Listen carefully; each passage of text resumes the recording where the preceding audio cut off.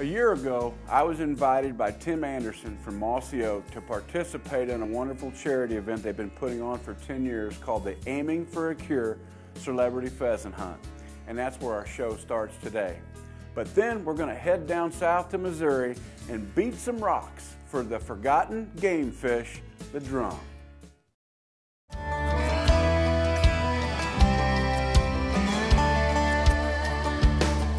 Every chance I get, there's a place I go where the bass are biting as the sun hangs low. There's a feeling I get that I hope will never end.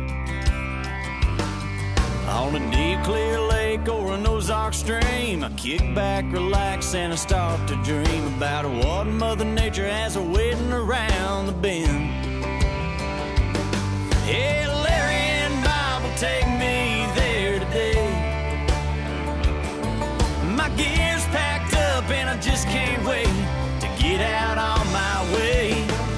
Outdoors in the heartland, it's like coming home to an old friend.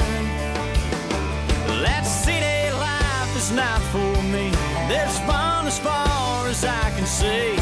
The great outdoors is where I want to be. Outdoors in the heartland. Your Quality Ford dealers present Outdoors in the Heartland with Bob Richardson and Larry Woodward.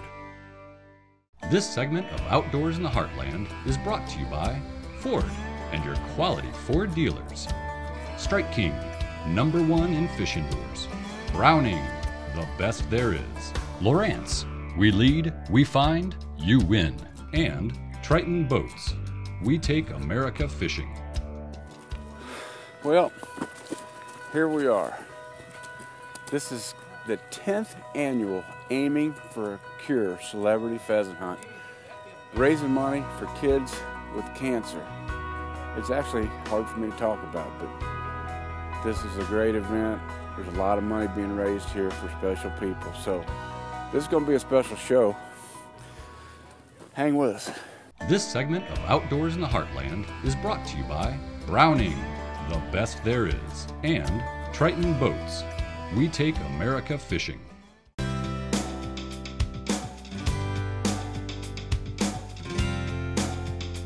Let me explain how the Celebrity Pheasant Hunt works towards the Aiming for a Cure Foundation.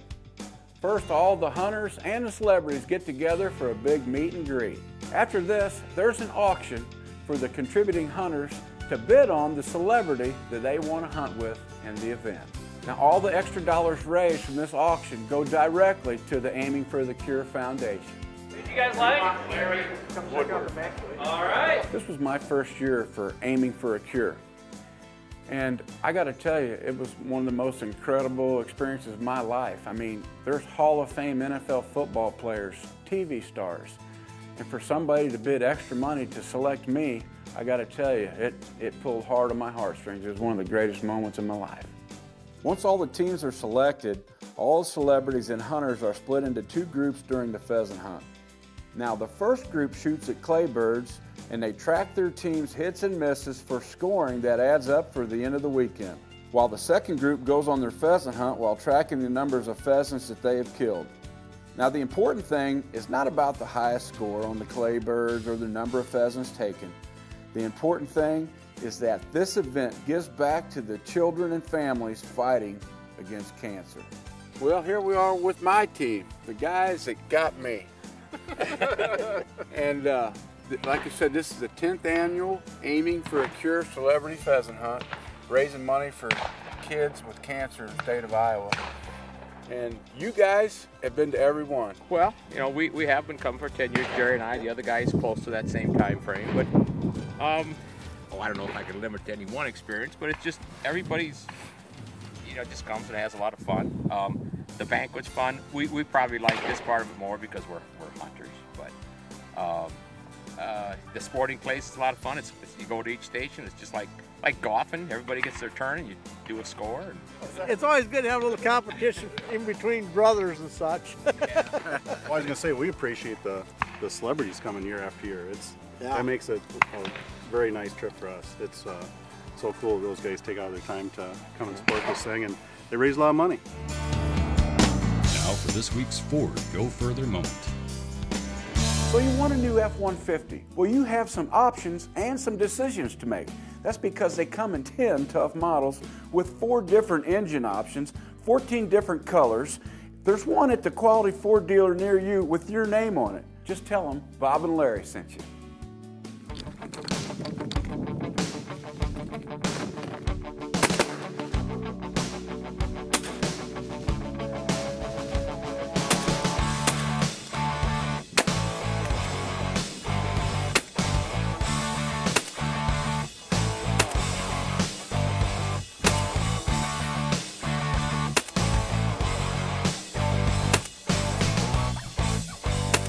Experience. I'm sorry, guys. I got it more shell. Just remember, there's Irish car bombs after this. There's drinks I'll take after 3. This. A lot of good stuff to look Just forward give me a triple. Check out oith.com or go to facebook.com/Outdoors in the Heartland. Every week there's going to be prizes, giveaways, and contests. This segment of Outdoors in the Heartland is brought to you by Ford and your quality Ford dealers, and Triton Boats. We take America fishing. Well, here we are in the afternoon shoot. Went from clay birds, sporting clays, to the real deal, pheasants here. And this is also competition. See how many total birds each team brings in. We've got 25 birds out here, and there goes a rooster there. And he is headed for the woods. There's one we probably won't get back. Ready to go? That's ready to go. Yeah.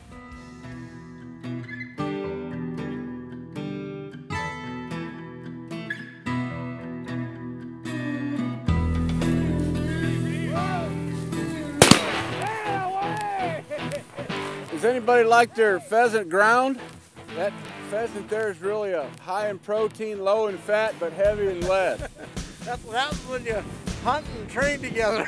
You get the same timing.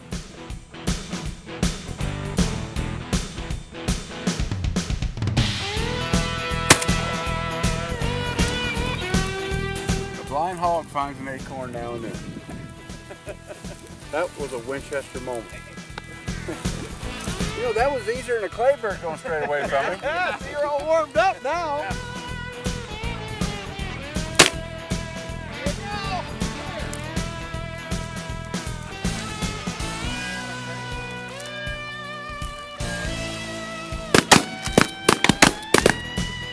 Good shot. Well, we're going to finish out this field, and as we get down there, we're going to pivot and turn around and move it back. Because sometimes pheasants will actually stop in a corner, and when you've got a barrier like a road there, that holds them down, and you might get a good solid point. So you push them to the perimeter, and then we'll pivot and swing around.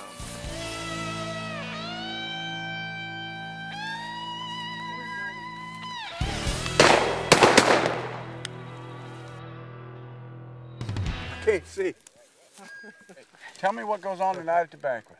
Well, everybody get together and you go around and there's a kind of a silent auction like thing. But then we go in and there's it's a good meal. Some people, we have speakers that come in and talk about some of the experiences at the hospital. The bottom line is they'll raise a lot of money for children's cancer. It's a big deal. You know, again, it all started by Steve Reese, who was personally affected by this. That's how this all got going. April 28th, the year 2000, our life changed by the word cancer.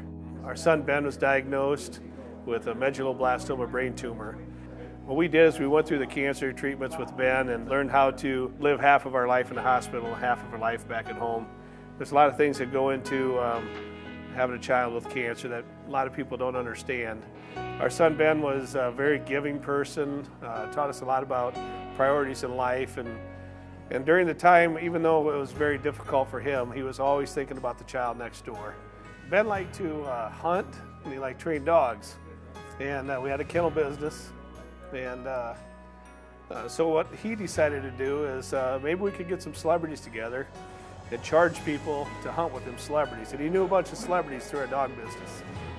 So that's what we did, is we decided how we could raise money to give back to the hospital, to the staff, and to the parents, the families, to help them get through these tough times. It was our son's wish, and he got to be with us for 2 years. He enjoyed every minute of it.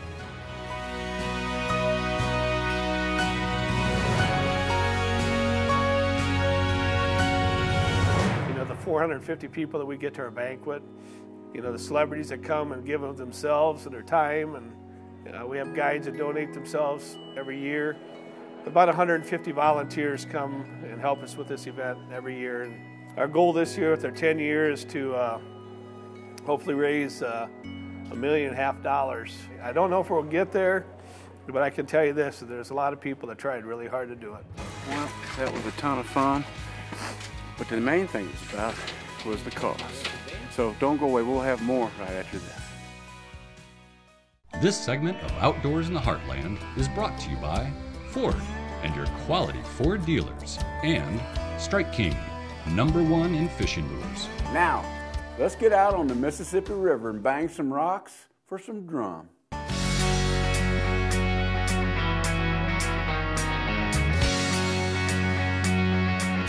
Water conditions are perfect. Really, it's the dams are closed up, so they got all these pools that like at lake conditions, not much current, really good color to the water. And we're going into fall, 67-degree water. All these different fish that'll bite a lure should be feeding up for the winter before they go into deep holes. So we're in 2 foot of water right here. That channel swings into the bank right here. And once we get by this, where this channel swings in, then you got deep water right up against the bank and the rocks. And great place for all game fish to congregate in a navigable river. It's gonna be a nice fall day. I don't know what it'll be like for fishing, but Fred, you wanna get that thing out there? We're gonna get over as close to them rocks as we can. Just something like that right there. You can put yours closer to my bait, just as long as we're not crossing lines, because I want you to get up in them rocks. Just play. Like a drum. All right. You were right there at that cut.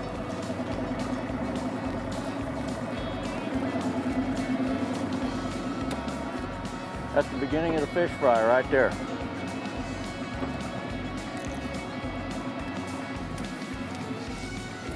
That's how we catch them. We want that thing trying to be thumping the rocks. If you ain't thumping the rocks, we ain't gonna catch it.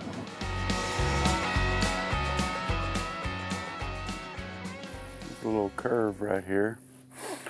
Over the years, it's always been good because it's a backwards flow. We got current going this way here, but it hits the bank down there and comes back. That's basically what an eddy is, and why it's got all this nasty stuff backed up right here. Nothing going in and out. Always had a lot of catfish and drum hold up right here on this where everything changes. We'll see if that holds true. About right there where I said he'd be.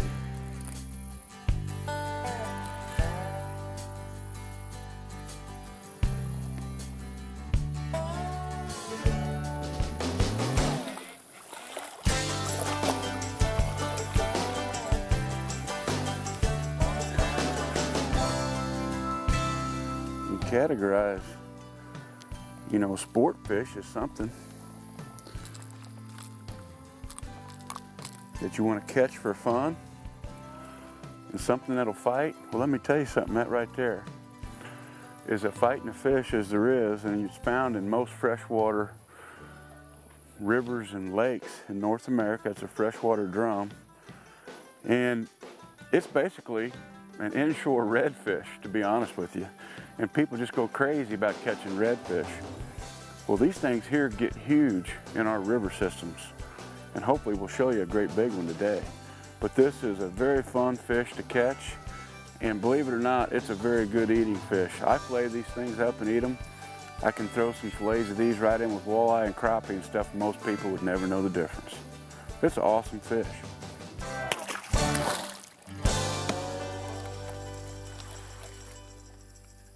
It's a little better when you're out. What's really cool about this, you never know what you're going to catch. The other good thing about this is pretty accessible anywhere there's waters in this, here in the States. and all of them are fish motels. You know, with the cost of gas and traveling and things like that, people that love to fish might not get a chance to, you know, go to a fantastic fishing destination and things. But we all have the Missouri, the Mississippi, the Ohio reservoirs with riprap banks, and they're all just chock full of fish. At certain times of year, you can catch everything that swims, trolling crankbaits down riprap.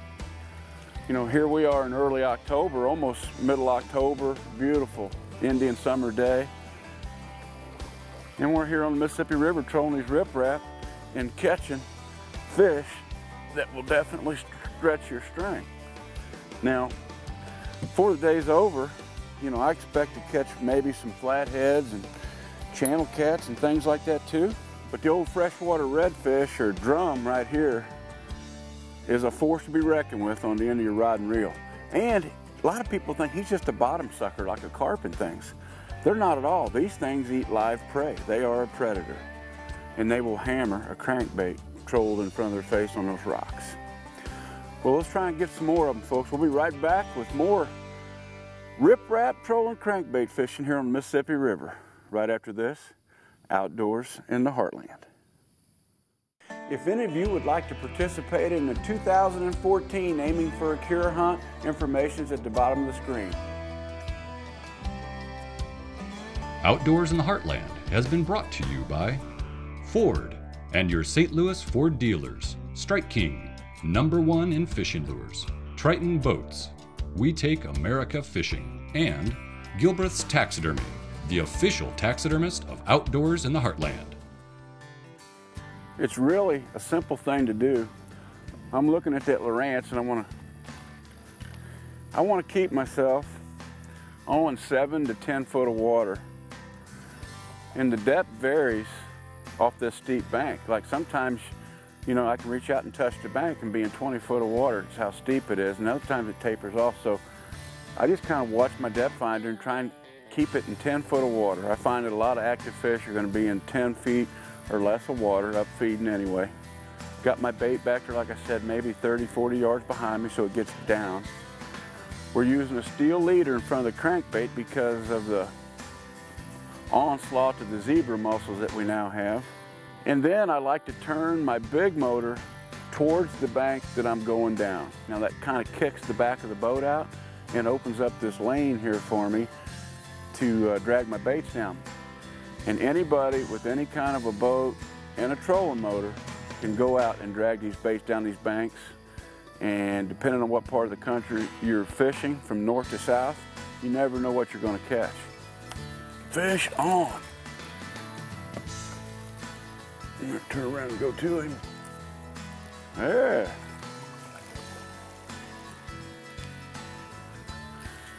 Now we're talking. You know, as good as drum are, this is what the old mighty Mississippi is famous for, is cats. And we throw all the big cats, big trophy cats back, but let me tell you something. If you've ever been to a catfish restaurant, or you fishermen, I know you've ate these, but that is as good an eating size of channel cat there is. These things are plentiful. Numbers with these invasion of the Asian carp, they're feeding our catfish very, very well. I think we're just going to put him in the live well.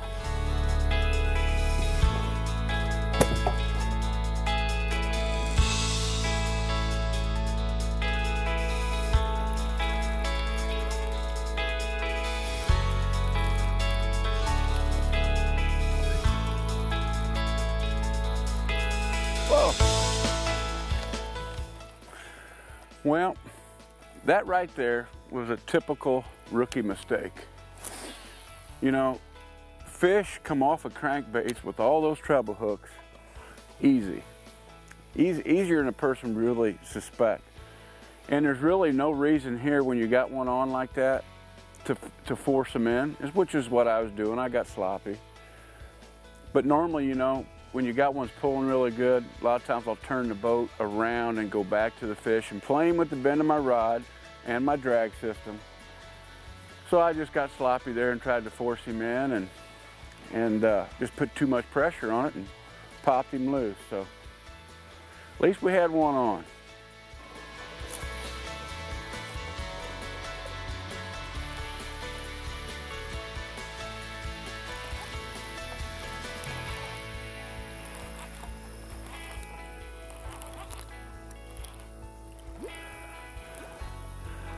They sure fight hard. These things aren't classified. I think they're classified as a rough fish, but I'm gonna tell you what, they're rough rascals to catch. They sure fight.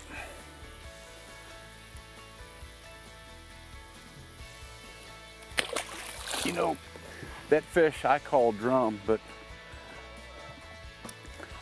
depending on where you're at, there's so many different names. They're also called stone perch because they have some basically rocks in their head that they can rattle. During spawning seasons, it can be heard above the water. They get gathered up in such big numbers, and that's why they're called drum. I've heard them called white perch and speckles and sheephead. Depending on what part of the country or what part of this river you're on, there's so many different names for that particular fish.